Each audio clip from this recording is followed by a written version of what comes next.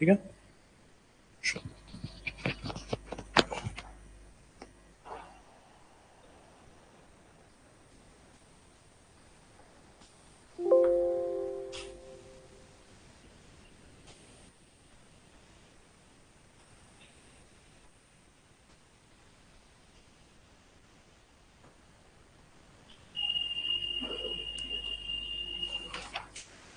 अच्छा, पहले कुछ काम करते हैं, ठीक है।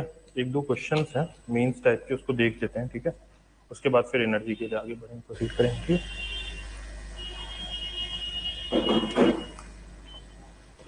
अच्छा,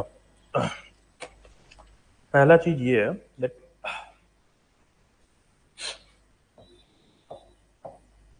why privatisation of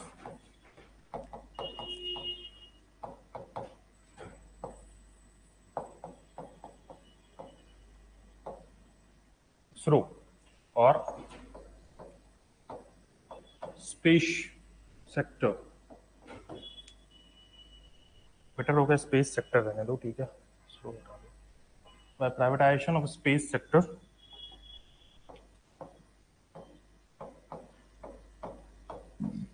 should be encouraged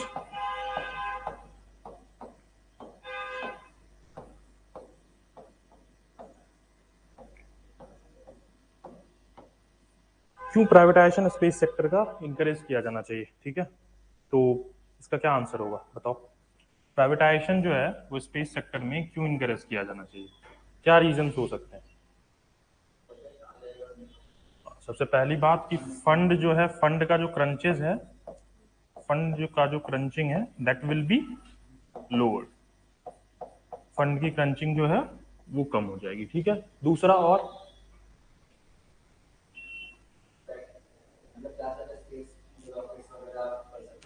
अच्छा, मतलब टेक्नोलॉजी जो है वो अपग्रेड हो जाएगी ना, अपग्रेडेशन ऑफ टेक्नोलॉजी, ओके ठीक है। अपग्रेडेशन ऑफ टेक्नोलॉजी, और पॉइंट बताओ, और पॉइंट बताओ, और क्यों करना चाहिए स्पेस को प्राइवेटाइज। अच्छा, मोर लॉन्चिंग इन ईयर ना।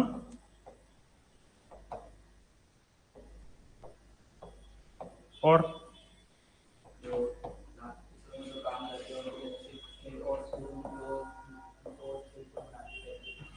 उनको और स्किलफुल बनाते, ठीक है। और पॉइंट प्रॉफिट होगा, हाँ उसका ये है मोर प्रॉफिट, ठीक है, मोर रेवेन्यू, और मोर रेवेन्यू होगा तो क्या होगा, और रिसर्च एंड डेवलपमेंट इंक्रीज होगी, ठीक है। एक ये फैक्टर हो गया, ठीक है। हाँ, अभी तो 4 पॉइंट हुए ना, 4 पॉइंट हुए, कम से कम 5 या 6 पॉइंट बताओ। 4 हो गया, और बताओ पॉइंट्स, बहुत सारे पॉइंट है, सोचो। अभी जो इंडिया का स्पेस में जो कंट्रीब्यूशन है वर्ल्ड में वो ओनली 2% है। अगर मान लो वर्ल्ड इकोनॉमी 100% है, स्पेस की इकोनॉमी जितना वर्ल्ड में स्पेस में अगर 100 रुपया इन्वेस्ट हो रहा है, ठीक है, तो इंडिया की तरफ से क्या जा रहा है, ओनली 2%। ये बहुत ही मार्जिनल कंट्रीब्यूशन है। 2% हम पूरे वर्ल्ड में, इतनी बड़ी स्पेस इकोनॉमी है, फिर भी हम 2% कंट्रीब्यूट कर पा रहे हैं। तो इस नंबर को इंक्रीज करना है, ठीक है। एक तो ये गेम हो गया। पांचवी चीज और क्या होगी, चलो, कि अगर प्राइवेट सेक्टर आएगा, ठीक है, प्राइवेट सेक्टर आएगा तो वो लॉन्चिंग वगैरह देख लेगा, लॉन्चिंग कैसे करना है, क्या कैसे करना है, ये देखेगा, ठीक है। और जो इसरो का जो बाकी टाइम होगा वो क्या होगा, रिसर्च एंड डेवलपमेंट में जाएगा। जो क्रूशियल टाइम होगा वो किस में जाएगा, रिसर्च एंड डेवलपमेंट में जाएगा, ठीक है। दूसरी बात, प्राइवेट सेक्टर आएगा तो अपग्रेडेशन ऑफ टेक्नोलॉजी का इसमें एग्जांपल डाल देना, जैसे स्पेस एक्स है टेस्ला का, स्पेस एक्स है ना एलॉन मस्क का, ये नासा को सपोर्ट कर रहा है, नासा के मिशंस वगैरह ये लॉन्च कर रहा है, रीयूजेबल लॉन्च व्हीकल है, हाँ? तो ये कितना ज्यादा इसको बेनिफिट हो रहा है नासा को इसके थ्रू में। तो ये सारी चीजें हैं जिसके कारण से स्पेस के प्राइवेटाइजेशन को हम सपोर्ट करते हैं, ठीक है, कि क्यों स्पेस का प्राइवेटाइजेशन होना चाहिए, ठीक है। समझ में आ गया ये सारी चीजें, 5 पॉइंट क्लियर, ठीक है। लिख लो इसको। अब देखो, कॉमर्शियलाइजेशन ऑफ स्पेस होगा तो रेवेन्यू बहुत ज्यादा आएगा, रेवेन्यू ज्यादा आएगा तो उसका बेनिफिट क्या होगा, जो स्पेस सेक्टर है वो सेल्फ सस्टेनेबल हो जाएगा। ठीक है, ये स्पेस सेक्टर जो है ये सेल्फ सस्टेनेबल हो जाएगा, मतलब इसको गवर्नमेंट से फंडिंग की रिक्वायरमेंट कम पड़ेगी, तो ये अपने आप को फाइनेंस कर सकता है, सेल्फ सस्टेनेबल हो जाएगा। चीजें क्लियर है, ये सारी पॉइंट, ये पॉइंट क्लियर। अगर मेंस में क्वेश्चन आ जाए कि why privatisation of space sector is needed, हाँ, तो पॉइंट्स क्लियर हो जाए, ये सारे पॉइंट्स लिखे। फंड क्रंचिंग है, क्योंकि फंड हमें स्पेस को जो है ना वो बहुत मार्जिनल फंडिंग मिलती है। ठीक है, मार्जिनल मिलता है। अगर स्पेस सेक्टर में प्राइवेटाइज किया जाएंगे तो ये लोग पैसा लेके आएंगे, स्पेस वाले ये पैसा लेके आएंगे प्राइवेट सेक्टर वाले, तो उससे क्या होगा, स्पेस का प्रमोशन होगा। बातें क्लियर हुई यहाँ पे, डन। चलो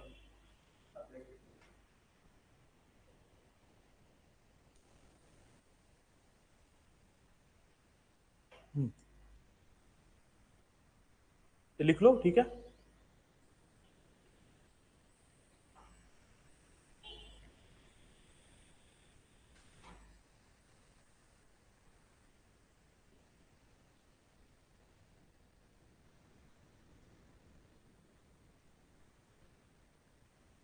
ये क्या है, फंड क्रंचिंग है, फंड बहुत कम है। ठीक है, तो उस मार्जिनल फंडिंग हो रही है, तो उसको इंक्रीज करेगा। प्राइवेट सेक्टर आएंगे तो पैसा लेके आएंगे मार्केट में, तो पैसा मिलेगा इसरो को, तो और इसका रिसर्च डेवलपमेंट जो चीजें हैं वो प्रमोट होंगी। ठीक है, दूसरा है upgradation of upgradation of technology. Example में डाल देना स्पेस एक्स टेस्ला वाली, क्लियर है।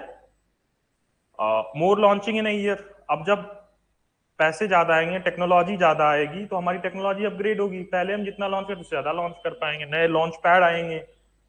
अभी हमारे यहाँ पे कितने हैं, 3 हैं, उसको हम बढ़ा के 5 कर सकते हैं जब ज्यादा लॉन्चिंग होगी तो वो सारी चीजें हैं। ठीक है, उसके बाद फिर रेवेन्यू बहुत ज्यादा हो जाएगा, कमर्शियलाइजेशन होगा, तो दूसरी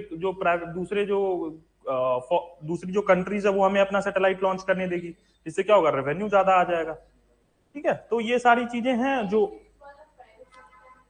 ये प्राइवेट सेक्टर अगर आ जाएगा, इससे क्या होगा कि इसरो जो है वो अपना टाइम जो है, जो वैल्यूबल टाइम है, अपना प्रीसियस टाइम है, वो किस पे फोकस कर सके, रिसर्च पे कर पाएगी, रिसर्च एंड डेवलपमेंट पे कर पाएगी। और प्राइवेट सेक्टर बाकी सारे काम को देख लेगा, जो सेकेंडरी काम से इसरो के, जैसे लॉन्च करना, ये करना, वो करना, अभी इसरो ही देखता है उन चीजों को।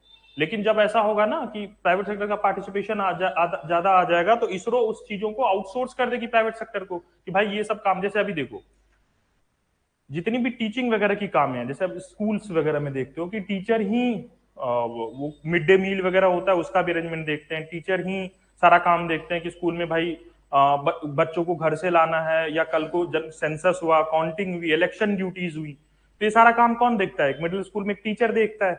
हाँ, अगर ऐसा कर दिया जाए कि उन सारे कामों को आउटसोर्स कर दिया जाए, कि दूसरी एक एजेंसी होगी, स्टाफ होगा जो इन सारे कामों को देखेगा, और टीचर का काम सिर्फ पढ़ाना होगा, तो टीचर की प्रोडक्टिविटी इंप्रूव होगी, नहीं होगी, होगी, ऑब्वियस सी बात है। तो सीधी इसी तरह से तुम समझो कि इसरो अभी सारा काम देखता है, कि अगर किसी को लॉन्च करना है तो वो भी इसरो ही करवाएगा, ये करना है तो वो भी इसरो, कल कोई पार्ट खराब हुआ वो भी इसरो ही रिपेयर करेगा, सब कुछ अगर इसरो ही करेगा, तो उसके पास टाइम कहाँ होगा कि वो रिसर्च एंड डेवलपमेंट में दे पाए। सही बात है, तो इसीलिए ये सारी चीजें जो सेकेंडरी वर्क हैं उसको आउटसोर्स कर दिया जाएगा, किसको, प्राइवेट सेक्टर को, कि भाई ये सारे काम आप देख लो, बाकी हमारा काम होगा, हम रिसर्च एंड डेवलपमेंट पे फोकस करेंगे। ठीक है, क्लियर है, समझ में आ गया पॉइंट क्या है। बाकी सारे पॉइंट्स होता कर लिए, लिख लिया, चलो लिख लेना, बता देना, आई विल, क्लियर है, ओके। चलो अभी इसमें एफर्ट क्या लिया गया, गवर्नमेंट ने क्या एफर्ट लिया है। ठीक है, प्राइवेटाइजेशन करने, प्राइवेटाइजेशन जरूरी है ये भी हमने देख लिया। ठीक है, चलो एक बार एक वो भी देख लेते हैं। अच्छा, प्राइवेटाइजेशन करना बहुत अच्छी बात है, ठीक है, लेकिन क्या इसके कुछ चैलेंजेस भी हैं। प्राइवेटाइजेशन अगर होगा तो उसके कुछ चैलेंजेस भी हैं, ये हमें इवेलुएट करना है। इससे चैलेंजेस क्या क्या है अगर प्राइवेटाइजेशन होता है, तो सोचो क्या चैलेंजेस हो सकते हैं प्राइवेटाइजेशन करने से। सबसे पहला चैलेंज तो ये होगा, जो स्पेस सेक्टर है वो क्या है, स्ट्रैटेजिक सेक्टर है, स्ट्रैटेजिक सेक्टर है, तभी डायरेक्टली पीएमओ इसको हेड करता है कि नहीं है। अब ये स्ट्रैटेजिक सेक्टर में बहुत क्रूशियल डाटा, क्योंकि हम इसमें स्पाइंग की डाटा भी रखते हैं, इसमें हमारे जो कंट्री के क्रूशियल ऑब्जर्वेशंस होते हैं वो डाटा भी रहते हैं। तो अगर मान लो इसको प्राइवेटाइज कर दिया जाए, ठीक है, अगर इसको प्राइवेटाइज कर दिया जाए तो ये डाटा कॉम्प्रोमाइज नहीं हो सकता है, प्राइवेसी ब्रीच नहीं हो सकती है। बहुत जो है बहुत क्रूशियल डाटा, जैसे कंट्री के ऑब्जर्वेशन के बारे में, कोई मैपिंग के बारे में, या डिफेंस के डाटा जो होते हैं, तो डिफेंस वाले डाटा होते हैं, वो भी इसरो से, बहुत लोग इसरो से टाई अप रहता है डिफेंस वालों का, वहां से डाटा एक्सट्रैक्ट करते हैं वो। अगर प्राइवेटाइजेशन हो जाए तो वो सारा डाटा क्या होगा, जो डिफेंस के पास क्रूशियल डाटा है वो सारा डाटा इनके हाथ में चला जाएगा। तो कल को क्या हो सकता है, डाटा कॉम्प्रोमाइज हो सकता है। एक तो सबसे बड़ा चैलेंज ये है, ठीक है, कि स्पेस सेक्टर जो है वो स्ट्रेटेजिक सेक्टर है, जिसके कारण से क्या हो सकता है, inclusion of private sector, inclusion of private sector could lead to compromise of data.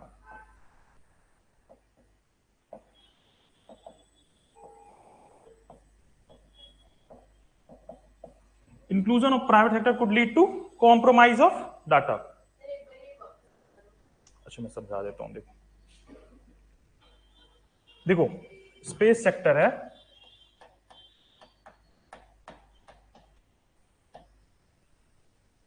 ये सेक्टर स्ट्रैटेजिक सेक्टर है। स्ट्रैटेजिक सेक्टर का मतलब ये सेक्टर होता है जो हमारे कंट्री के लिए बहुत बहुत ज्यादा इंपॉर्टेंट हो, ठीक है। जैसे एटॉमिक एनर्जी सेक्टर है, अगर उसका डाटा कल को रिवील हो जाता है, उसका डेटा कल को रिवील हो जाता है, या फिर उसकी, जैसे हम न्यूक्लियर बॉम्ब बनाए, ठीक है, अगर हमारी न्यूक्लियर टेक्नोलॉजी कल को रिवील हो जाती है, दूसरी कंट्री भी बना सकते हैं। अगर मान लो हमारा स्पेस का डाटा है, हमारे डिफेंस पर्पस का डाटा है, अगर पाकिस्तान को मिल गया या हमारे इनेमी कंट्री को मिल गया, तो वो उसको मिसयूज कर सकती है कि नहीं कर सकती है। तो अगर मान लो प्राइवेट सेक्टर, अभी क्या है कि गवर्नमेंट के हाथ में है, ठीक है, गवर्नमेंट सारी चीजें देख रही है, तो डाटा जो है वो सिक्योर्ड है। लेकिन कल को प्राइवेट सेक्टर आ जाएगा इसमें, तो प्राइवेट सेक्टर जो है इस डाटा को, ये हो सकता है कि डाटा कलेक्ट कर सकती है, इसको बेच देगी और प्रॉफिट मोटिव डाटा बेच दिया जाएगा।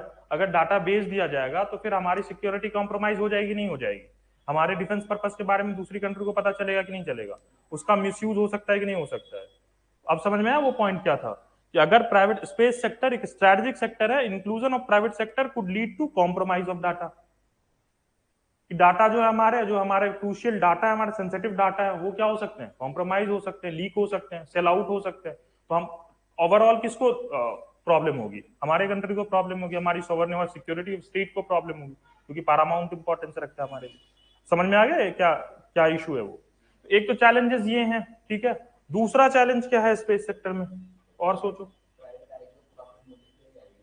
हाँ प्राइवेट, हाँ एक तो इनका मोटिव है कि प्राइवेट मोटिव के लिए आती है। अच्छा प्राइवेट मोटिव होता है, ठीक है।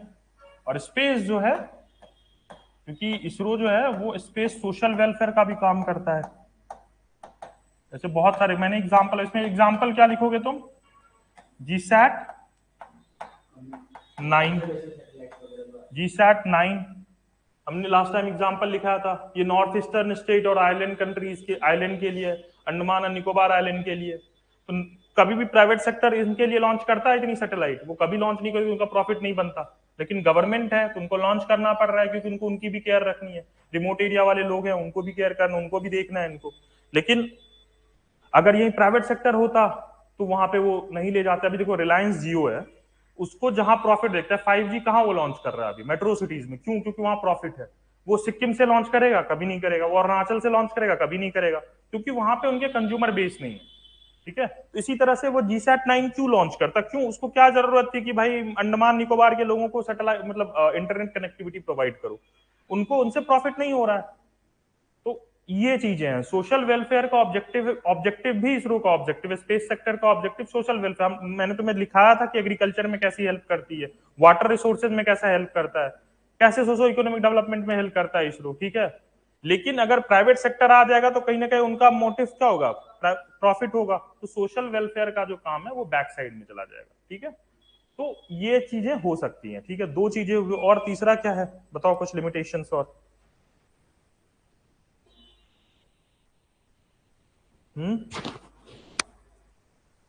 और कुछ लिमिटेशंस हैं, डिमेरिट्स भी और हैं, डिमेरिट्स हैं इसमें, सोचो और थोड़ा जोर डालो डिमेरिट्स में और क्या हो सकता है। सबसे पहली बात, तीसरा एक चैलेंज ये है कि हमारे यहाँ पे, मैंने तुम्हें क्या बोला था कल, कि कोई भी सेक्टर हो, तीन चार चीजें बहुत इंपॉर्टेंट है, ठीक है, जो तुम हर जगह अप्लाई कर सकते हो। ईज ऑफ डूइंग बिजनेस जो है वो नहीं है, ठीक है, तो प्राइवेट सेक्टर जो है ना वो आ ही नहीं पाएगी। तो उनको फाइल क्लियर करने में क्या लगेगा, फाइल क्लियरेंस करने में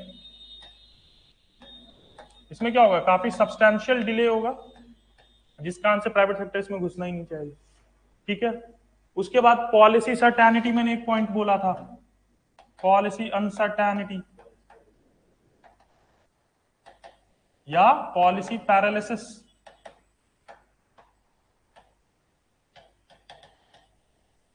ये पॉइंट था। तो हो गया 4 पॉइंट।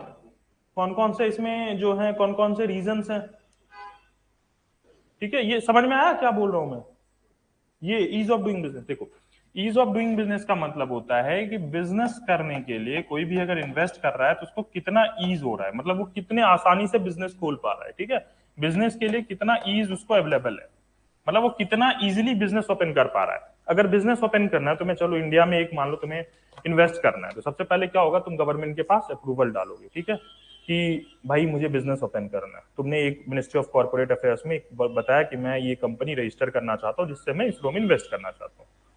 तुम अब होना आइडियली क्या होना चाहिए, तुमने एप्लीकेशन दी, उनको तुरंत इन्वेस्टिगेट करना चाहिए, तुम्हें क्लियरेंस दे देना चाहिए कि हाँ भाई आप स्टैब्लिश करो, लेकिन ऐसा होता नहीं है।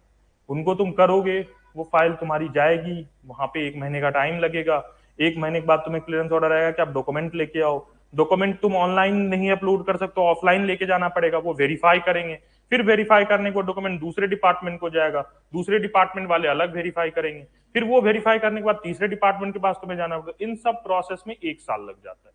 तो जब 1 साल लग जाता है तो ऑलरेडी जो बिजनेस तुमने सोचा हुआ था कि हम 100 रुपया में खोलेंगे, जिसका कॉस्ट इनिशियली मान लो 100 रुपया था, तुम 100 रुपया इन्वेस्ट करके उसको खोलना चाह रहे थे, मैं एग्जाम्पल दे रहा हूँ, वो तब तक 1 साल के बाद उसका कॉस्ट हो जाएगा 200 रुपीज। तो 100 रुपया तुम लगा के सोच रहे थे बिजनेस खोलने का, अब तुम्हें 200 रुपया लग रहे हैं, तो तुम करना चाहोगे ऐसा बिजनेस? नहीं करना चाहोगे। इनिशियली तुम्हारा इन्वेस्टमेंट 100 रुपया का होने वाला 200 रुपया हो गया। No one will interested to do that business. क्यों कोई करेगा? क्योंकि ऑलरेडी आप कॉस्ट को क्या कर रहे हो, इन्फ्लेट कर रहे हो। इन्फ्लेशन के और कॉस्ट इन्फ्लेट हो रही है क्योंकि आपने टाइम बढ़ा दिया, फाइल क्लियर नहीं की, टाइम बढ़ा दिया तो 200 हो गया। So that is the point. ठीक है, इसीलिए ईज ऑफ डूइंग बिजनेस जो है इंडिया में। और दूसरा, कल मैंने एक पॉइंट और बताया था, इसमें अगर और पॉइंट्स लिखने, बहुत सारे point. Ease of doing business क्या, जुडिशियल लिटिगेशन बहुत है। तो अगर कोई डिस्प्यूट होता है, कल को कुछ भी चीजें होती है, गवर्नमेंट के साथ ही डिस्प्यूट में आ जाते हो, मान लो आपने कोई सैटेलाइट लॉन्च की, ये किया, वो किया, कुछ पॉलिसी रिगार्डिंग किसी चीज के रिगार्डिंग आपको डिस्प्यूट आ गया, आप कोर्ट गए, वो 10 साल चलेगा। How will you resolve your matter?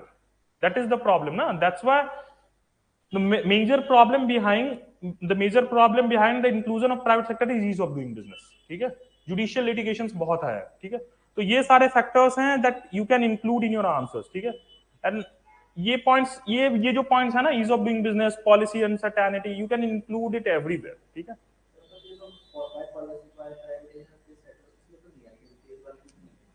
Increase नहीं, मैं बोल रहा हूं, मैंने सारे डायमेंशंस लिखा। पहले क्यों प्राइवेट सेक्टर को बढ़ाना चाहिए, फिर उसके चैलेंजेस क्या है, प्राइवेट सेक्टर के चैलेंजेस क्या क्या है, क्यों प्राइवेट सेक्टर इंटर नहीं कर पा रही है, ये सारे रीजंस है। ठीक है, क्यों प्राइवेट सेक्टर जो है वो इंटर नहीं कर पा रही है, तो ये सारे रीजंस है उसके। ठीक है, ये सारे चैलेंजेस है उस एस्पेक्ट के। ठीक है, क्लियर है सारी पॉइंट्स? ठीक है, चलो अब लिख लो, लिख लो, लिख लो।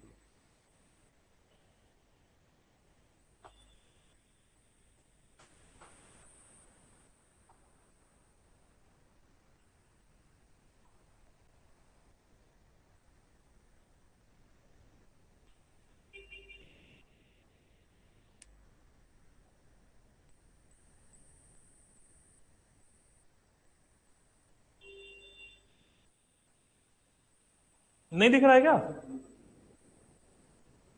हाँ, कर दो।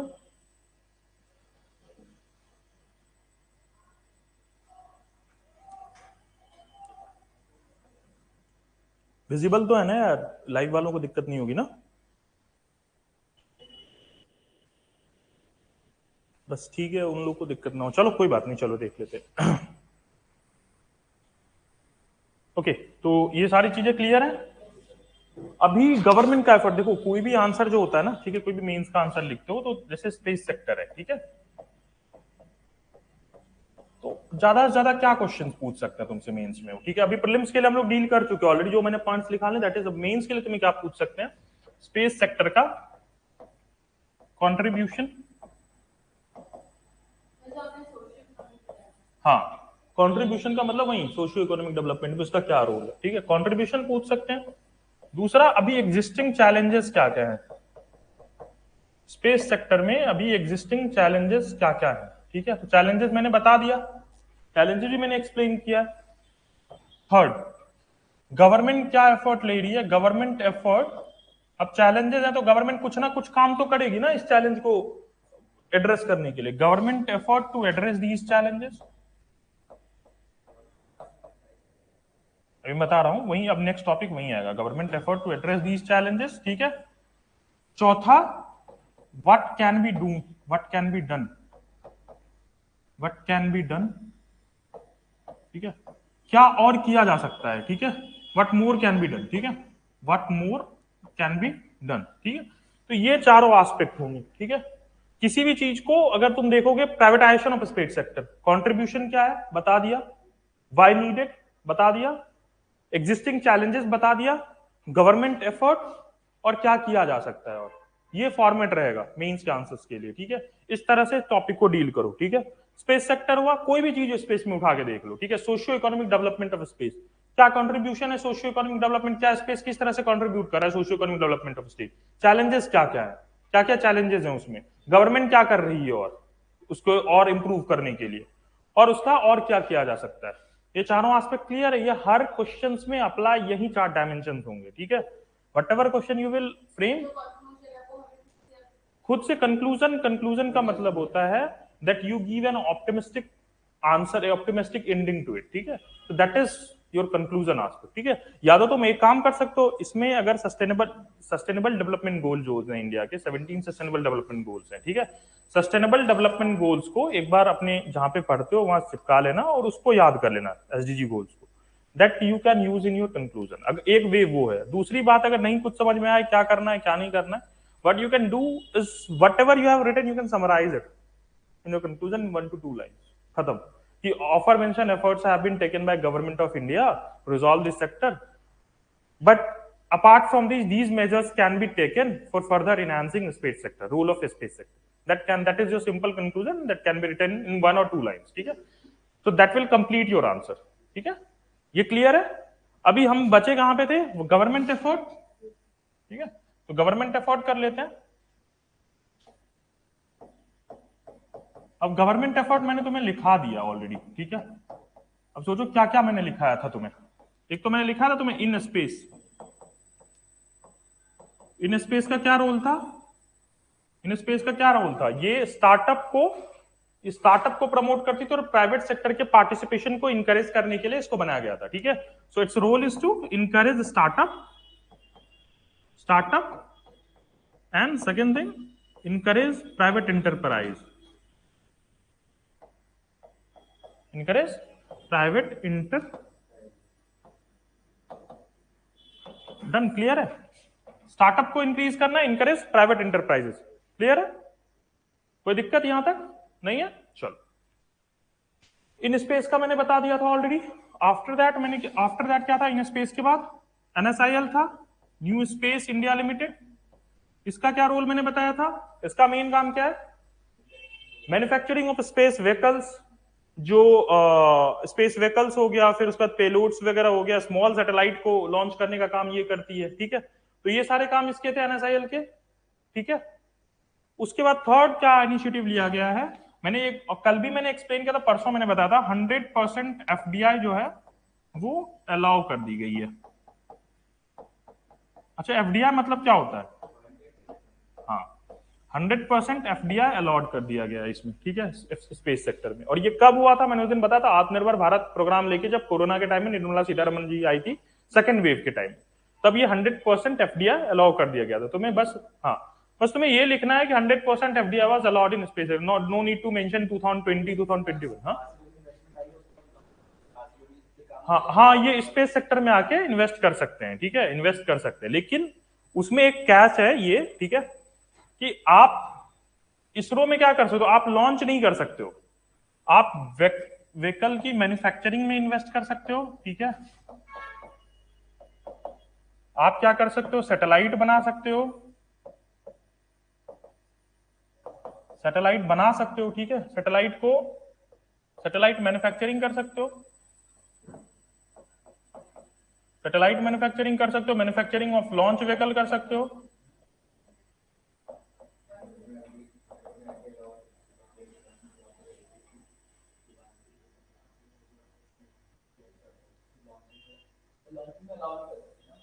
नहीं, लॉन्चिंग मैं बता रहा हूं, ये क्लियर कर दे रहा हूं मैं, ये लिख लियो ना पूरा। चलो एक सेकंड में क्लियर कर, देखो 100% एफडीआई का क्या कैच है, लेट मी क्लियर इट।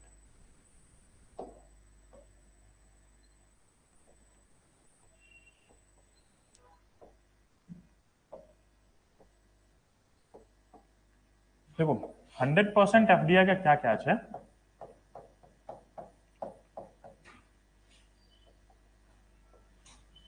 इसका मतलब है 100% एफडीआई का कि देखो यू कैन मैन्युफैक्चर, ठीक है, प्राइवेट सेक्टर कैन मैन्युफैक्चर,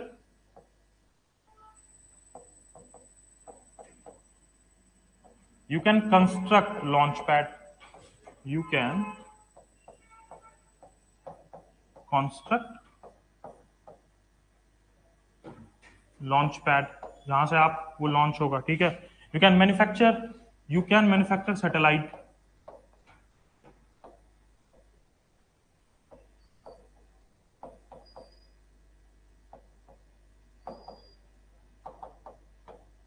उसके बाद आप इंफ्रा डेवलप कर सकते हो, इंफ्रा इंफ्रा डेवलप कर सकते हो, ठीक है। You can manufacture, you can construct launch pad, you can manufacture satellite, you can develop infrastructure, ठीक है। These things can be done, but जो भी अगर आपने सैटेलाइट लॉन्च किया, ठीक है, ये सैटेलाइट आपने मैन्युफैक्चर किया, ठीक है, this will be launched by this will be this will be launched by ISRO only. So launch आप नहीं कर सकते हो, ठीक है।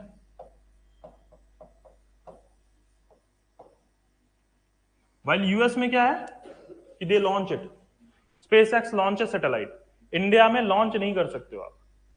You can manufacture it but it will be launched by ISRO. क्यों ऐसा है, क्यों? पहली बात, हमारे पास कोई स्पेसिफिक पॉलिसी नहीं है इसको रेगुलेट करने के लिए कि कैसे लॉन्चिंग होगा, क्या होगा। अभी उस पर हम काम कर रहे हैं, ड्राफ्ट स्पेस पॉलिसी निकल के आ रही है, उस पर हम काम कर रहे हैं। उसके बाद इन लोग को हो सकता है आउटसोर्स की जाए रिस्पॉन्सिबिलिटी कि आप छोटे छोटे सैटेलाइट, जो nano satellite, micro satellite, pico satellite, उनको आप लॉन्च कर सकते हो, ठीक है।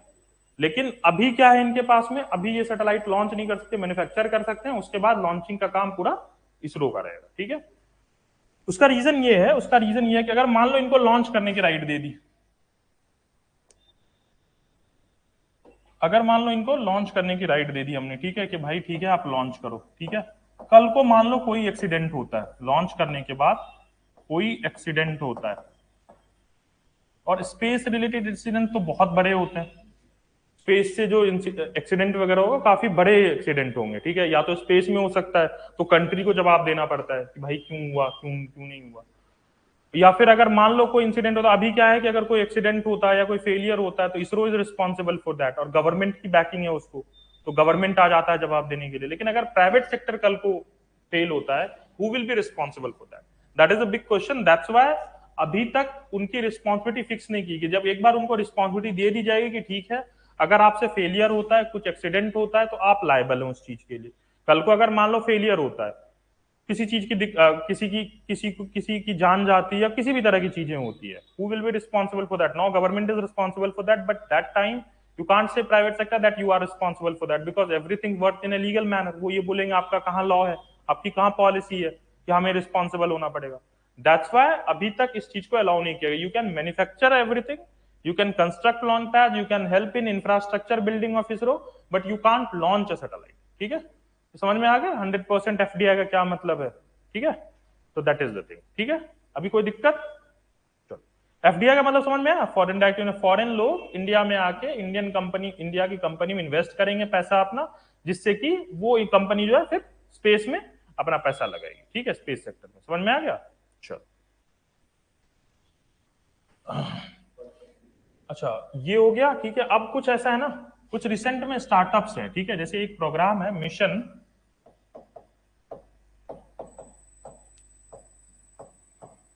प्रारंभ, ये बहुत इंपॉर्टेंट है तुम लोग के लिए, ठीक है, ये प्रीलिम्स प्रोस्पेक्टिव से इंपॉर्टेंट है। ये मिशन जो है इसके थ्रू फर्स्ट प्राइवेट सैटेलाइट जो है वो लॉन्च किया गया, फर्स्ट प्राइवेट सैटेलाइट लॉन्च किया गया, ठीक है, मिशन प्रारंभ के अंदर में, ठीक है। और कौन सा सैटेलाइट का नाम क्या है? इस सैटेलाइट का नाम है विक्रम एस, मतलब समझ गए, विक्रम सारा भाई, तो इसका नाम है विक्रम एस। और इसको कौन सी कंपनी ने लॉन्च किया है? उसका नाम है स्काईरूट एरोस्पेस। क्लियर है? क्लियर है? कोई दिक्कत? ये इंफॉर्मेशन लिख लो, ठीक है। और ये विक्रम एस जो है इसके 3 वेरिएंट होंगे, ठीक है, first, second and third, 3 variant होंगे और तीनों का वेट जो है अलग अलग है, ठीक है। इन तीनों का वेट अलग अलग होगा, 480 इसका है, 595 इसका है, 480 केजी इसका, 595 केजी, इसका कुछ 720 है समथिंग, 720 नहीं 815 सॉरी। इसका वेट जो है फैक्चुअल चीजें हैं, ये ध्यान में रख लो, ठीक है, वैसे इतना डिटेल में पूछेगा नहीं। दिस इज 850, तो ये समझ में आ गया चीजें, ठीक है। फर्स्ट प्राइवेट सैटेलाइट लॉन्च जो है वो ये है, स्काईरूट एरोस्पेस का है, Vikram S. Vikram S satellite का नाम है, इसके 3 वर्जन होंगे, ठीक है। अभी जो लॉन्च हुआ है वो 480 केजी का लॉन्च हुआ है, नेक्स्ट जो लॉन्च होगा वो 595 केजी का होगा, थर्ड जो लॉन्च होगा वो 815 केजी का लॉन्च होगा, ठीक है। फर्स्ट लॉन्च हो चुका है 480 केजी का, ठीक है। और जो थर्ड होगा, इसको मैं थोड़ा यहां पे क्लियर कर दूं, थर्ड जो होगा वो होगा 815 केजी, ठीक है। हाँ, इसके 3 वेरिएंट हैं, ठीक है, समझ में आ गया। हाँ, विक्रम एस नाम है। विक्रम एस का मतलब क्यों नाम रखा गया? विक्रम साराभाई, ठीक है, मैंने बताया था, he is the father of space, Indian space sector, ठीक है। अभी एक और करंट अफेयर्स रिलेटेड वो है, डेवलपमेंट है, एक अग्निकुल करके एक कंपनी है, ठीक है, इसने फर्स्ट प्राइवेट लॉन्च पोर्ट बनाया है, मतलब फर्स्ट प्राइवेट लॉन्च पोर्ट, यहां से फर्स्ट प्राइवेट लॉन्च पोर्ट बनाया है इन्होंने, ठीक है, अग्निकुल करके कंपनी है। फर्स्ट प्राइवेट लॉन्च पोर्ट या फर्स्ट प्राइवेट लॉन्च पैड, ठीक है, पैड भी बोल सकते हो, कि यहां से अभी तक जो भी लॉन्च पैड है वो क्या है, गवर्नमेंट ऑथराइज्ड है, गवर्नमेंट बनाती है, कंस्ट्रक्ट करती है, इसने अपना पहला बनाया है, ठीक है, अग्निकुल, ठीक है। ये क्या है? एक प्राइवेट कंपनी है, ठीक है, ये समझ में आ गया। हाँ, ये कंपनी है स्काईरूट एरोस्पेस जो है, this is a company.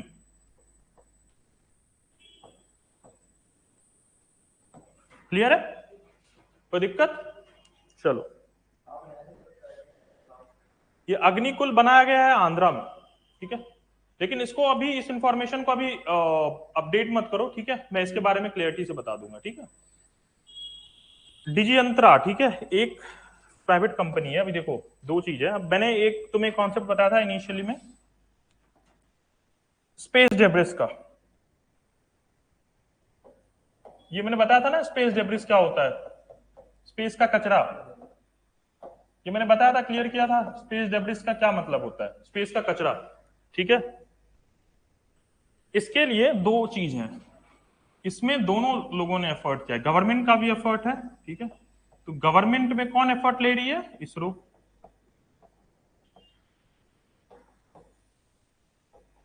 Government में एफर्ट जा रहा है इसरो का, ठीक है। और जो प्राइवेट सेक्टर है उसमें एफर्ट कौन ले रही है? उसमें एक कंपनी है डिजियंत्रा, ठीक है, इनका प्रोग्राम है डिजियंत्रा, ठीक है। ये जो है वो स्पेस में सर्वेलेंस कर रही है, ठीक है, ये डिजियंत्रा जो है ये स्पेस में सर्वेलेंस करती है, ठीक है, स्पेस में सर्वेलेंस कर रही है, किसके लिए? स्पेस डेब्रिस के लिए।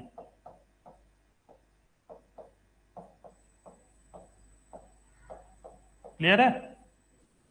क्लियर है चीजें, कोई दिक्कत नहीं? चलो, और इसरो का जो प्रोजेक्ट है उसका क्या नाम है? उसका नाम है प्रोजेक्ट नेत्रा।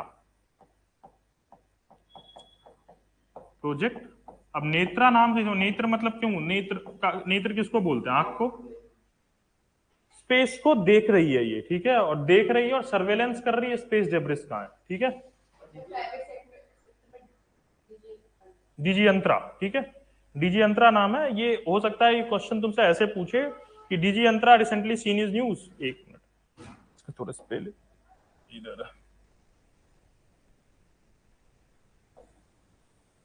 ठीक है, पूछे इसका क्या काम है, ठीक है। Digantara recently seen in news is related to space debris surveillance mechanism, ठीक है, क्लियर है? चल, हो गया, ठीक। चलो ये सब हो गए, थोड़ा करंट अफेयर्स की चीजें थी वो भी मैंने क्लियर करवा दी, ठीक है। अब एक क्वेश्चन तुम लोगों को करना है, लिखो, how how space is contributing वो socio economic development of India, ये लिख के लाना है तुम लोग को, ठीक है। How space contributing in socio economic development of India, लिख लोगे?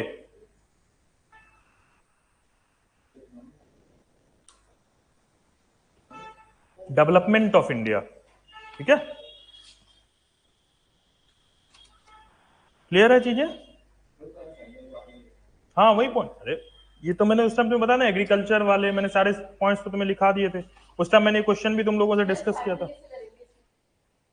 स्टार्टिंग तो सबसे पहले स्टार्ट कर, देखो इंट्रोडक्शन का तुम्हें ये स्टार्ट करना है कि जैसे ये लिख सकते हो तुम कि इसरो के बारे में, ठीक है, कि फ्रॉम द फाउंडिंग, जब से ये फाउंड हुआ है तब से लेके आज तक इसरो ने बहुत सारे काम किए हैं जो लोगों के बेनिफिट के लिए काफी एसेंशियल है। एक इंट्रोडक्शन दे दिया, ठीक है, कि ये इसरो ने बहुत लोगों को हेल्प किए, सोशियो इकोनॉमिक डेवलपमेंट के लिए बहुत सारी हेल्प की, which are in the following. उसके बाद फिर एग्रीकल्चर, वाटर रिसोर्सेज, ये सारी चीजें।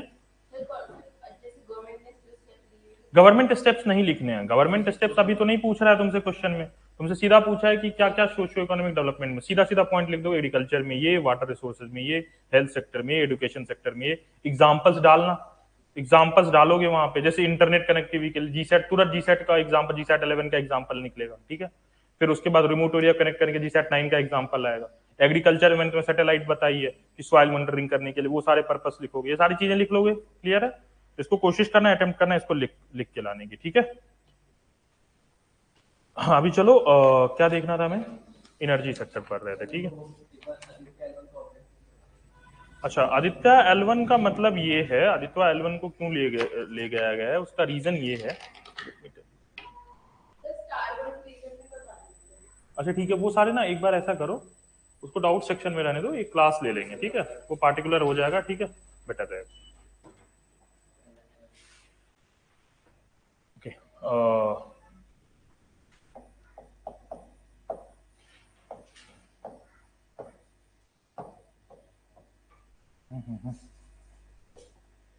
अच्छा, एनर्जी रिसोर्सेज जो है, कल मैंने इसकी ब्रॉडर ओवरव्यू तुम लोग को दे दिया था कि एनर्जी रिसोर्सेज में क्या है, कैसे है, क्या नहीं है, ठीक है, ये सारी चीजें पता चल गई थी। मैं क्विकली एक बार ओवरव्यू करके, कल लाइव शायद नहीं गया हुआ था, सो दैट्स व्हाई मैं थोड़ा एक बार एक्सप्लेन कर देता हूँ, ठीक है। देखो, energy is very crucial for any country, तुम लोग भी सुन लो, बहुत बेनिफिट हो जाएगा, ठीक है, क्योंकि ये इस पे क्वेश्चंस मेंस में इसी पे बनेंगे, ठीक है। एनर्जी किसी भी कंट्री के लिए बहुत क्रूशियल एस्पेक्ट है, ठीक है। किसी भी कंट्री, कल मैंने बताया था कि किसी भी कंट्री की डेवलपमेंट हम उसके एनर्जी कंजम्पशन से मेजर करते हैं, ठीक है। जैसे यूएस है, यूएस की जो पर कैपिटा एनर्जी कंजम्पशन है that is far greater than India, हाँ far greater than, I told you that it's more than 5 times India से, चाइना की हमारे से बहुत ज्यादा है। So that's why these countries are progressing. अब क्यों है वो डेवलपमेंट का इंडिकेटर, उसके रीजन है। अगर मान लो कहीं पे इंडस्ट्री बहुत ज्यादा यूज आ रही है, ठीक है, इंडस्ट्री बहुत ज्यादा चल रही है, तो वो एनर्जी कंज्यूम करेगी। इंडस्ट्री बहुत ज्यादा चल रही है तो उसका मतलब उसका जीडीपी अच्छा होगा, क्योंकि रेवेन्यू ज्यादा आएगा, एक्सपोर्ट ज्यादा करेगी, ऑब्वियस सी बात है, उनकी कंट्री प्रॉस्पेरस होगी।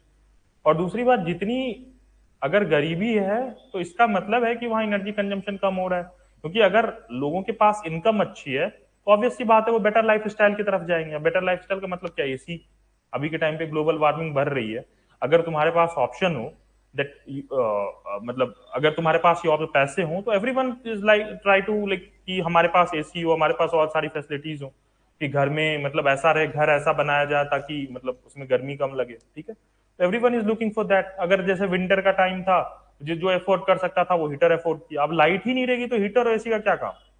सो अभी के टाइम पे the most crucial element is your energy, ठीक है।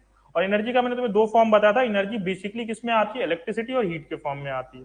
इलेक्ट्रिसिटी मैंने बताया था, इंडिया में सबसे ज्यादा इलेक्ट्रिसिटी कैसे प्रोड्यूस होती है, कोल से। नियरली 70% हमारा वहां से आता है, 30% में हम रेन्यूएबल की तरफ जाते हैं। फिर मैंने तुम्हें ये एक्सप्लेन किया वाई हम अभी लैग कर रहे हैं एनर्जी प्रोडक्शन में। मैंने चैलेंजेस बताए थे क्यों हम लैग कर रहे हैं, उसके रीजंस क्या क्या है। एडवांटेज बताया था मैंने तुम्हें कि रेन्यूएबल एनर्जी के क्या क्या एडवांटेज है। रेन्यूएबल एनर्जी के एडवांटेज क्या है, पॉल्यूशन कम हो जाएगा, ठीक है। दूसरा क्या एडवांटेज मैंने बताया था रेन्यूएबल एनर्जी का, सबसे पहला तो पॉल्यूशन कम होगा। दूसरा इनएग्जॉस्टेबल सोर्स है, तो हम कितनी बारी भी उसको यूज कर सकते हैं, खत्म नहीं होगा। जो ये नॉन रेन्यूएबल एनर्जी सोर्सेज होते हैं, ये क्या इनकी लिमिट है। कोल को हम आज यूज कर रहे हैं, कोल का एक फिक्स लिमिट है, तो कोल के उस लिमिट के बियॉन्ड हम उसको यूज नहीं कर पाएंगे।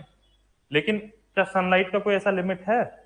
प्रैक्टिकली देखा जाए तो जब प्रोडिक्शन हो रही, लेकिन अभी तो हमारे पास वो अवेलेबल है, और अभी कितने सालों तक रहेगी वो, तो अभी प्रैक्टिकली उसकी कोई लिमिट नहीं है, ठीक है। बहुत सारे ऐसे एनर्जी, जैसे विंड एनर्जी है, विंड तो फ्रीली अवेलेबल है, उसको हम यूज कर सकते हैं। तो ये सारे क्या है, उसके बेनिफिट्स हैं, ठीक है। और कोई बेनिफिट्स बताओ जो इसके रेन्यूएबल एनर्जी के। पॉल्यूशन हो गया, एक फ्रीली अवेलेबल हो गया। तीसरा क्या रिसोर्स है, कि सबको इक्वली अवेलेबल करवाया जा सकता है, ये नॉन एग्जिस्टेबल है। तीसरा ये है पॉल्यूशन कम काउज करेगा और सबको इक्वली अवेलेबल। अभी क्या है, एनर्जी इनइक्वालिटी बहुत है, ठीक है। क्योंकि कोल वगैरह क्या है कि देखो जैसे पेट्रोलियम है, ठीक है। हाँ ये नॉन रिन्यूएबल है, मैं giving just you example. Petroleum है, ठीक है। इस पे क्या है कि अरब जो कंट्रीज है, जो मिडिल ईस्ट की कंट्रीज है, अरब कंट्रीज है, ठीक है, या जिसको बेटर बोलते हैं हम लोग ओपेक कंट्रीज, ठीक है। ओपेक कंट्रीज है, इन सबकी मोनोपोलीज है पेट्रोलियम प्रोडक्ट पे। ओपेक कंट्री की मोनोपोली, जिसमें अरब कंट्रीज आते हैं, वेनेजुएला, जहां पे कि पेट्रोलियम के रिजर्व बहुत ज्यादा होते हैं, तो काफी हाई रेट पे इंडिया को भेजते हैं।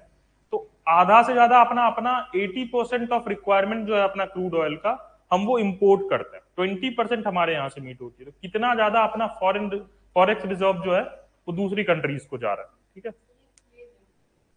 ये पॉइंट ये है कि जो पेट्रोलियम का जो रिजर्व है, जो क्रूड ऑयल का रिजर्व है, ठीक है, क्रूड ऑयल कहाँ पाया जाता है, अर्थ के अंदर एक्सप्लोरेशन की जाती है। तो ये अरब कंट्रीज वाले कंट्री, अरब कंट्रीज मतलब मिडिल ईस्ट की जो कंट्री है, इराक हो गया, ईरान हो गया, सऊदी अरबिया हो गया, ठीक है, इधर वेनेजुएला हो गया, इनके पास इनके ह्यूज रिजर्व्स, ठीक है। तो वो क्या करते हैं, अपने रिजर्व्स को सेल आउट करते हैं आपसे, आपको क्योंकि पेट्रोलियम की जरूरत पड़ती है। पेट्रोलियम की जरूरत हर जगह है आज के टाइम में, नेचुरल गैस हम करते हैं, पेट्रोल डीजल हर जगह यूज होता है उसका। तो हम इनसे क्या करते हैं, इनके बिना, पेट्रोलियम के बिना हमारा काम नहीं बनने वाला है, तो हम इनसे क्या करते हैं, पेट्रोलियम प्रोडक्ट खरीदते हैं, ठीक है। पेट्रोलियम प्रोडक्ट इससे खरीदते हैं, उसमें क्या है, अरब कंट्रीज हमें पेट्रोलियम प्रोडक्ट सेल आउट करती है, जिसके कारण हम इनको क्या देते हैं, पैसे देते हैं। तो इसमें हमारा रिजर्व, जो हमारे पास पैसे हैं, जो हमने पैसे वो किए हुए, वो उनकी तरफ जाते हैं, उनसे हम प्रोडक्ट लेते हैं। और हम जितना हमारे यहाँ पे अगर मान लो 100 kg हम अगर मान लो पेट्रोल यूज करते हैं, ठीक है, पेट्रोलियम यूज करते हैं, एग्जाम्पल में दे रहा हूँ, ठीक है, तो उसमें 80% जो है हम इंपोर्ट करके लाते हैं। इंपोर्ट का मतलब ये है कि 80% हम इनसे खरीदते हैं, सिर्फ 20% हमारे यहाँ पे एनर्जी रिक्वायरमेंट का हम पेट्रोलियम फुलफिल कर पाते हैं। उनको वापस, उनको उनको पैसे देते हैं 80% के लिए। 80% पेट्रोलियम, जैसे 100 kg हमारा यूज है, ठीक है, पूरे कंट्री में, तो 80 kg हम इनसे खरीदेंगे, ठीक है। तो 80 kg इनसे करेंगे, इस 80 kg के बदले में हम इनको क्या देंगे, मनी देंगे। तो हमारे पैसे कम हुए कि नहीं हुए, हमारा पैसे कम हुआ कि ना, हमारे कंट्री से पैसे क्या बाहर जा रहे हैं। तो ये चीज है, ठीक है। अब 20 kg में अपने यहाँ पे अगर हम सोलर एनर्जी यूज करने लगेंगे, तो सोलर एनर्जी तो फ्रीली सबके पास अवेलेबल है, वो जैसे मिडिल ईस्ट के पास है वैसे हमारे पास है, तो हम उसको बेटर यूज कर सकते हैं। और ये जो 80 रुपया हम उनको दे रहे हैं, वो 80 रुपया तो हम बचा सकते हैं ना अपनी कंट्री में। So that's another benefit of that, ठीक है। चीजें क्लियर है, ठीक है। अभी देखो सोल, और मैंने इसमें लिमिटेशंस भी बताया था, रेन्यूएबल एनर्जी में क्या लिमिटेशंस है, ये भी मैंने चीजें एक्सप्लेन की थी। क्या था कि नहीं किया था, रेन्यूएबल एनर्जी के मतलब रेन्यूएबल एनर्जी के क्या बेनिफिट्स हैं, क्या बेनिफिट्स हैं, और बेनिफिट्स तो अभी मैंने बताया, उसके लिमिटेशंस क्या है ये भी मैंने एक्सप्लेन किया था, क्या क्या लिमिटेशंस हैं। अभी कॉस्टली है, क्यों कॉस्टली है वो भी रीजन मैंने बताया था। हाँ बाहर से एक्सपोर्ट, कहाँ से एक्सपोर्ट करते हैं? चाइना से। हाँ सेकंड ग्रेड के प्रोडक्ट्स वो हमें देते हैं, जिसके कारण से हमारी जो है प्रोडक्शन इफिशियंसी बहुत कम है। हाँ तो ये सारी चीजें एक्सप्लेन क्लियर की थी मैंने, सारी चीजें क्लियर है। लिमिटेशंस में मैं एक बार क्विकली रिवाइज करवा देता हूँ। लिमिटेशंस में क्या है?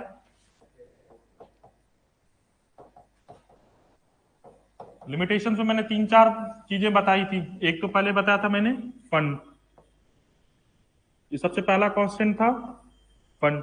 दूसरा कांस्टेंट क्या था? Skilling of workforce.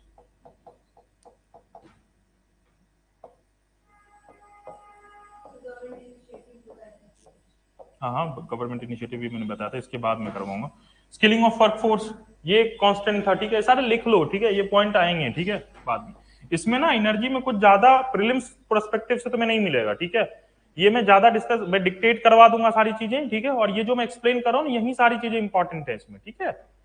और बाकी जो पोर्शन है ना इसका, वो तुम्हें जो प्रीलिम्स प्रोस्पेक्टिव से इंपॉर्टेंट है वो तुम इन्वायरमेंट में क्लियर होगा तुम्हारा, ठीक है। इन्वायरमेंट में वो एनर्जी का सेपरेट सेक्शन आता है रिन्यूएबल एनर्जी वाला, ठीक है, तो उसमें पढ़ोगे। इसमें ब्रॉडर यही सब चीजें जो तुम्हें ध्यान में रखनी है, ठीक है। स्किलिंग ऑफ वर्कफोर्स है, फंड का क्रंच है, फंड कांस्टेंट है, ठीक है, फंड कांस्टेंट है, स्किलिंग ऑफ वर्कफोर्स है, सेकंड फैक्टर। थर्ड फैक्टर क्या है बताओ? थर्ड फैक्टर क्या बताया था मैंने लिमिटेशंस में? लो टेक्नोलॉजिकल रिसर्च एंड डेवलपमेंट।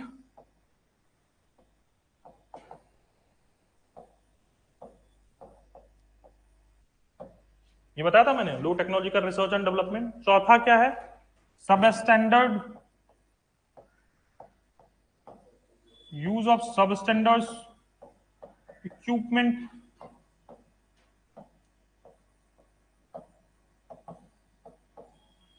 और ये सब स्टैंडर्ड इक्विपमेंट हमें कौन देता है? चाइना देता है, ठीक है। चौथा ये फैक्टर हो गया। और कौन कौन से लिमिटिंग एजेंट है बताओ जरा, और क्या क्या फैक्टर है? और क्या मैंने बताया था इसमें? मैंने बताया था तुम्हें इनिशियल कॉस्ट जो होता है इन्वेस्टमेंट का, लो हाई होता है, हाई इनिशियल कॉस्ट, ये मैंने बताया था फैक्टर। उसके बाद और क्या फैक्टर बताया था मैंने, और सोचो। मैंने बताया था एब्सेंस ऑफ, एब्सेंस बोल सकते हो या लैक, एब्सेंस ऑफ बोल सकते हो, अच्छा एब्सेंस ही लिखो, एब्सेंस ऑफ एमआरओ इंडस्ट्री बोलती है, या लैक ऑफ प्रेजेंस बोल सकते हो, ठीक है, इनएडिक्वेट प्रेजेंस ऑफ, ठीक है, ये बेटर बेटर होता है, इस तरह से लिखो, इनएडिक्वेट प्रेजेंस ऑफ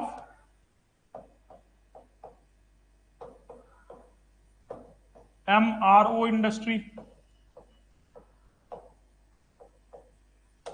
नहीं दिख रहा होगा ना उधर, मुझे इस पॉइंट को इधर करना पड़ेगा, मैं इधर लिख देता हूं। नेक्स्ट पॉइंट क्या होगा अपना? नेक्स्ट पॉइंट है अपना absence of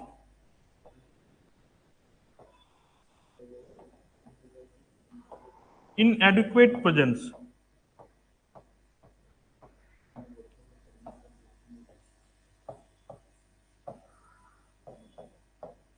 inadequate presence of MRO industry।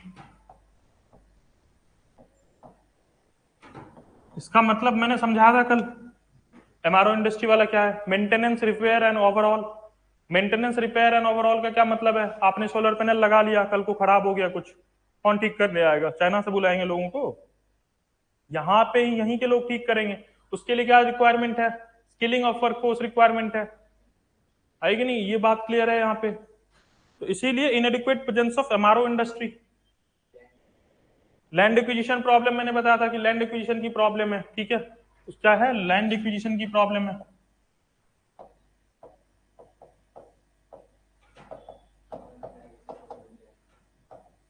Land acquisition problem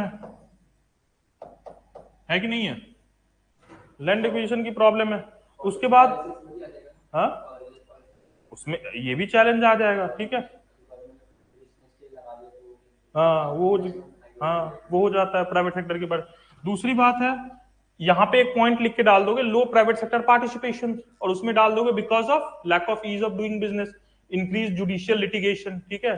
जैसे यहां पे लिख दोगे lack of private sector participation, ठीक है।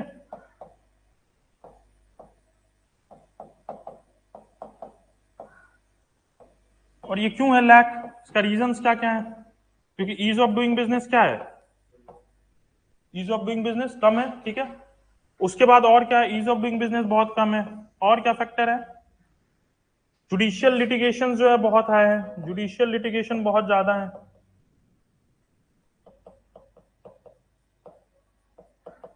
और तीसरा क्या फैक्टर है, पॉलिसी अनसर्टेनिटी या पैरालिसिस, ठीक है। समझ में आया चीजें, पॉलिसी अनसर्टेनिटी, जुडिशियल लिटिगेशन काफी है, पॉलिसी अनसर्टेनिटी है, ये सारी चीजें क्लियर हुई।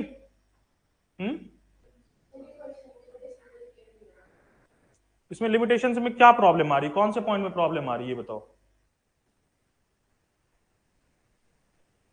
किस वाले पॉइंट में प्रॉब्लम आ रही है?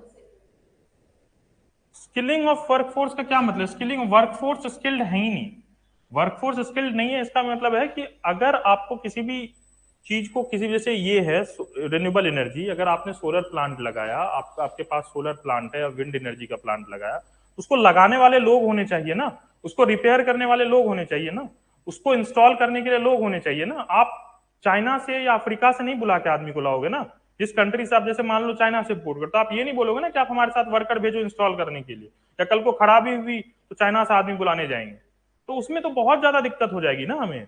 अगर हम चाइना से आदमी बुला के लाए तो खर्चा 10 रुपए का 50 रुपए बनाने का ले जाएगा, रिपेयर करने का ले जाएगा, तो कैसे काम चलेगा? जब तक आपके पास स्किल्ड वर्कफोर्स नहीं होगी, आप किसी भी इंडस्ट्री को ग्रोथ नहीं करवा सकते हो। इनको इंस्टॉल करने के लिए आदमी चाहिए, इनको रिपेयर करने के लिए आदमी चाहिए, तो इसीलिए skilling of workforce required. Fund constant का मतलब होता है कि पैसे हैं ही नहीं हमारे पास इस चीज के लिए। अगर मैंने कल आपको एक एग्जांपल दिया था यहाँ पे, ठीक है, कि इंडिया का बेयरली 0.7% जो है वो रिसर्च एंड डेवलपमेंट में जाता है, आर&डी में जाता है, ठीक है, 0.7%। अब सोचो 0.7% ऑफ जीडीपी जो है अपना वो जाता है आर&डी में, ठीक है। अब 0.7% ऑफ जीडीपी जो है मतलब, और चाइना वगैरह के केस में 2% है, चाइना में 2% है, यूएस में 4% है, यूएस में 4% है, चाइना में 2% है, हमारे यहाँ पे 0.7% है। जब पैसे ही नहीं होंगे रिसर्च करने के लिए तो आप कैसे उस चीज को आगे बढ़ा पाओगे, कैसे वो चीज ग्रोथ करेगी, नहीं करेगी ना। तो दैट इज द पॉइंट, ठीक है। समझ में आया कि फंड कांस्टेंट का क्या मतलब है, हमारे पास पैसे नहीं है कि हम इस इंडस्ट्री को ग्रोथ करवा पाए। आई बात समझ में?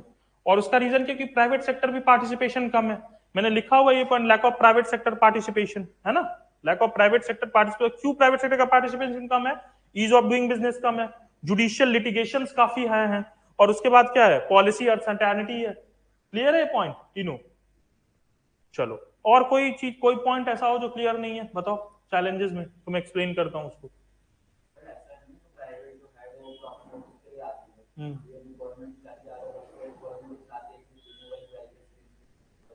नहीं, इसमें देखो प्रॉफिट तो इस इंडस्ट्री में बहुत है, इस इंडस्ट्री में प्रॉफिट बहुत है। जैसे अगर मान लो आपने सोलर पैनल लगाया, ठीक है, सोलर पैनल आपने एक लैंड खरीदी, वहां पे सोलर पैनल लगाया, वहां से इलेक्ट्रिसिटी प्रोड्यूस की, हाँ लैंड होनी चाहिए, हाँ तो वही मैं बोल रहा हूँ ना, प्रॉब्लम वो सारी है प्राइवेट सेक्टर के साथ, लैंड एक्विजिशन की प्रॉब्लम है प्राइवेट सेक्टर के साथ में।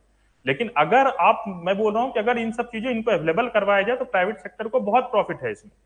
प्राइवेट सेक्टर वाले लोग आएंगे, लगाएंगे, और उसके बाद वो इलेक्ट्रिसिटी प्रोड्यूस करेंगे और बेचेंगे, तो क्यों नहीं प्रॉफिट बनेगा उनका, ठीक है।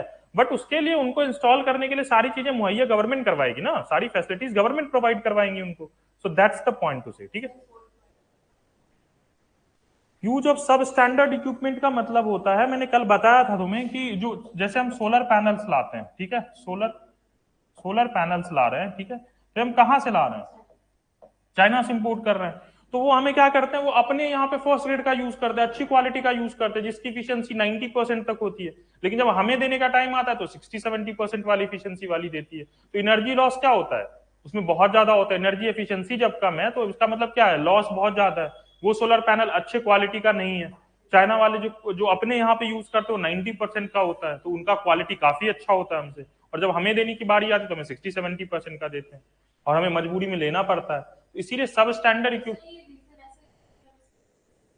वो इसीलिए क्योंकि भाई वो नहीं चाहते ना हम ग्रोथ करें। वो अगर हम 90% वो हमें दे देंगे तो हम उनके बराबर में चले आएंगे। तो वो नहीं चाह रहे हैं कि हम 90% वाला ले, वो 60%, क्योंकि उनको पता है हमारे पास ऑप्शन है, हमें उन्हीं से खरीदना है। कोई और हमें देने के लिए रेडी हो तब ना, या तो हम खुद से बना लें। तो खुद से हम बना नहीं पा रहे हैं, हम उस पर काम नहीं कर, पैसे नहीं है हमारे पास वो बनाने के लिए, तो हम चाइना से खरीद के लाते हैं। और चाइना से खरीद के लाते हैं तो उनके पास ऑप्शन नहीं है, वो मोनोपोली है उस मार्केट में, तो हमें वही देंगे। लेना है तो लो, नहीं लेना है नो लो। ये वाली बात है, क्लियर है? और कोई पॉइंट में दिक्कत? क्लियर है सारे पॉइंट सब? ठीक है, तो ये लिख लो, लिमिटेशंस वगैरह लिख लिया। ये मैंने कल एक्सप्लेन किया था लिमिटेशंस, ठीक है। उसके बाद एनर्जी रिसोर्स जो होता है ना, वो दो टाइप के होते हैं।